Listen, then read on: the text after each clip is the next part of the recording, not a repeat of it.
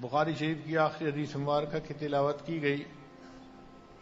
اس حدیث مبارکہ میں قیامت کے دن انسان کے اعمال کو تولنے کا تذکرہ ہے۔ طلباء یہ بات ذہن میں رکھیں، قیامت کا تصور تمام امتوں میں رہا ہے مگر اجمالی طور پر۔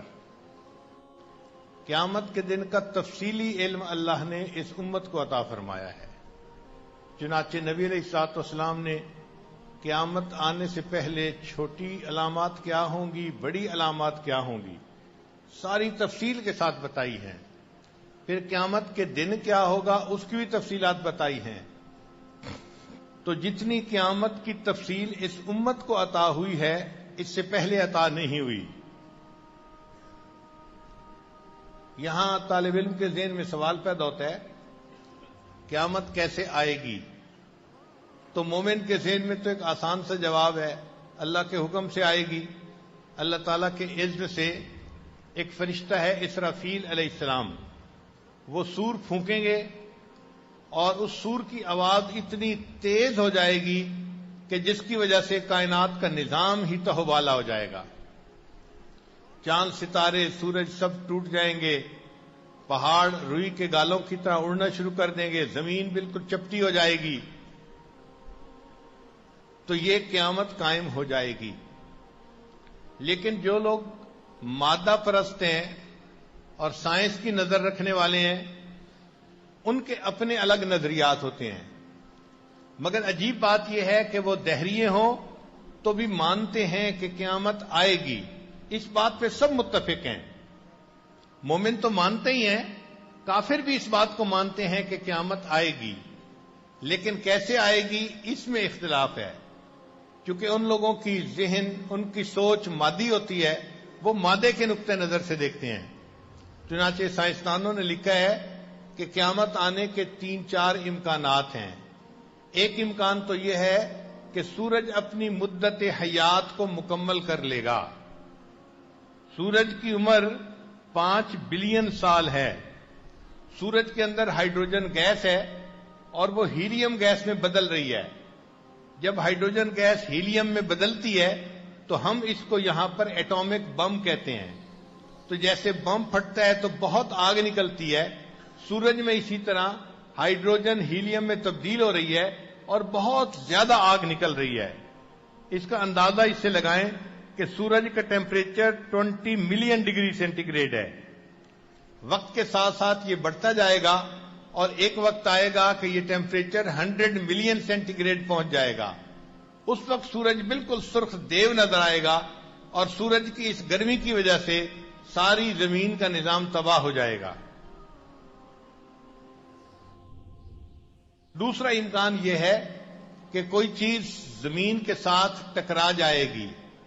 مثال کے طور پہ شہاب ثاقب، ہم جس کو شہاب ثاقب کہتے ہیں، کبھی آپ نے آسمان کی طرف رات کو دیکھا ہو تو آپ کو کچھ ستارے ٹوٹتے نظر آتے ہیں، وہ ستارے نہیں ہوتے، وہ شہاب ثاقب ہوتے ہیں، اس کو میٹرائٹ کہتے ہیں۔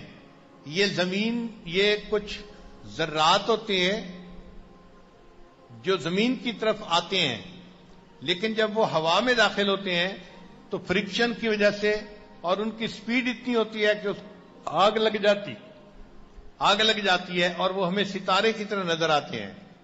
اور یہ میٹرائٹ روزانہ زمین کے اوپر گر رہے ہیں۔ سائنسدانوں کے اعتبار سے ہر روز 1000 ٹن میٹرائٹ زمین کے اوپر برستے ہیں، چھوٹے بڑے پتھر 1000 ٹن۔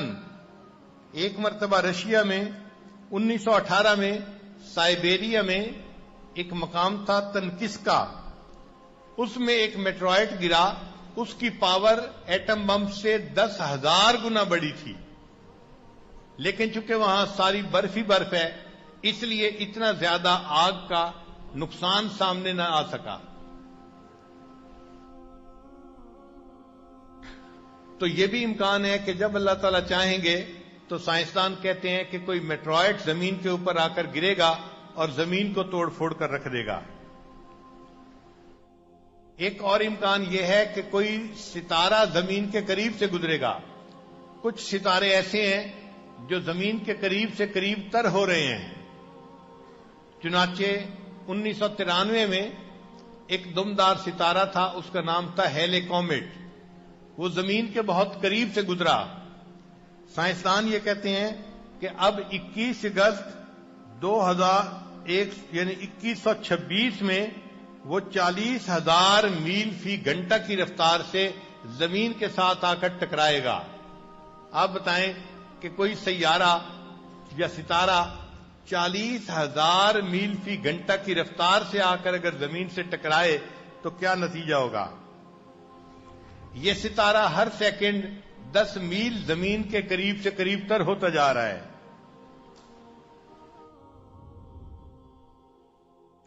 سائنسدانوں نے ایک دوربین خلا میں بھیجی ہوئی ہے، اس کا نام ہے ہبل ٹیلیسکوپ. اس نے 63 ملین نوری سال پہلے کی کہکشاؤں کے تصادم کی تصاویر بھیجی ہیں. تو اس بات کا ثبوت ملتا ہے کہ کہکشائیں آپس میں ٹکرا بھی سکتی ہیں. اور ایک امکان یہ بھی ہے کہ کوئی بلیک ہول ہمارے اس پورے نظام کو اپنے اندر ہضم کر لے گا. اس کا بھی حدیث پاک سے ثبوت ملتا ہے. ایک صحابی نے نبی علیہ الصلوۃ والسلام سے پوچھا، اے اللہ کے حبیب صلی اللہ علیہ وسلم، اگر سورج چاند اور ستارے اللہ کا حکم ماننا چھوڑ دیں تو کیا ہوگا؟ اگر سورج چاند اور ستارے اللہ کا حکم ماننا چھوڑ دیں تو کیا ہوگا؟ تو نبی علیہ السلام نے فرمایا، اللہ تعالیٰ اپنے جانوروں میں سے کوئی جانور ان پر مسلط کر دیں گے جو ان کو ایک لقمہ بنا لے گا. اللہ تعالیٰ اپنے جانوروں میں سے کوئی جانور اس پر مسلط کر دیں گے جو ان کو ایک لقمہ بنا دے گا.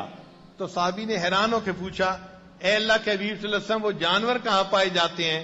نبی السلام نے فرمایا، وہ اللہ کی چراگاہوں میں چرتے ہیں. کلم الناس علی قدر عقولہم. نبی علیہ السلام نے اس کو اس کی ذہنی صلاحیت کے مطابق جواب دے دیا. لیکن اب سائنسدان کہتے ہیں کہ ان جانوروں سے مراد بلیک ہول ہے، اور یہ اتنے بڑے ہیں کہ اگر زمین اس کے اندر چلی جائے تو پتہ بھی نہ چلے کہ کہاں گئی تھی. چنانچہ 2 بلیک ہول زمین سے قریب ہیں. ایک کا نام ہے اولڈ اے سٹار بلیک ہول اور دوسرے کا نام ہے اولڈ فیتھفل بلیک ہول. ہم لوگ ایک مرتبہ امریکہ میں ایک سائنس میوزیم دیکھ رہے تھے، تو اس میں کوشچن لکھا ہوا تھا، what is the fate of the universe? کائنات کا انجام کیا ہے؟ تو یہ سوال پڑھ کے مجھے ذرا حیرت ہوئی کہ بھئی اس کا جواب دیکھنا چاہیے یہ لوگ کیا دیتے ہیں. تو سوال تھا، what is the fate of the universe? اس پوری کائنات کا انجام کیا ہے؟ تو وہاں کے سائنسدانوں نے یہ کہا کہ اصل میں جب کائنات بنی تو ایک دھماکہ ہوا. اس دھماکے کو سائنسدان بگ بینگ کہتے ہیں، اور اس تھیوری کا نام ہے بگ بینگ تھیوری. ایک دھماکہ ہوا اور یہ کائنات وجود میں آ گئی. ہم کہتے ہیں کہ اللہ کا حکم ہوا، انما امرہ اذا اراد شیئا ان یقول له کن فیکون.